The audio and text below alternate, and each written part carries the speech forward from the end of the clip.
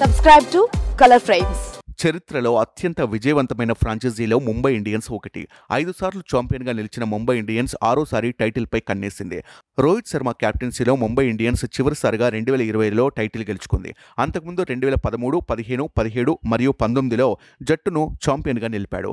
అయితే గత సీజన్లో యాజమాన్యం రోహిత్ను పక్కన పెట్టి హార్దిక్ పాండ్యాకు పగ్గాలు అప్పజెప్పింది.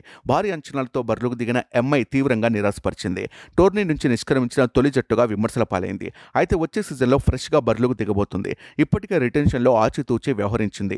బుమ్రాను 18 కోట్లకు రిటైన్ చేసుకోగా సూర్యకుమార్ యాదవ్ను 16.35 కోట్లకు, కెప్టెన్ హార్దిక్ పాండ్యాను 16.35 కోట్లకు, రోహిత్ శర్మను 16.3 కోట్లకు, యువ బ్యాటర్ తిలక్ వర్మను 8 కోట్లకు రిటైన్ చేసుకుంది.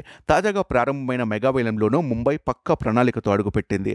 అందులో భాగంగా కివీస్ ఫాస్ట్ బౌలర్ ట్రెంట్ బోల్ట్ను ముంబై భారీగా వేలం వేసి 12,50,00,000కు కొనుగోలు చేసింది. వేలం సమయంలో బోల్ట్ కోసం భారీ బిడ్డింగ్ జరిగింది. రాజస్థాన్ రాయల్స్ మరియు లక్నో సూపర్ జెయింట్స్ బోల్ట్ కోసం పోటీ పడ్డాయి. చివరికి ముంబై దక్కించుకుంది. జట్టులో బుమ్రా కూడా ఉన్నాడు. బోల్ట్ బుమ్రా జోడీ ఏకమైతే ప్రత్యర్థి జట్లు హడలెత్తిపోవడం ఖాయం.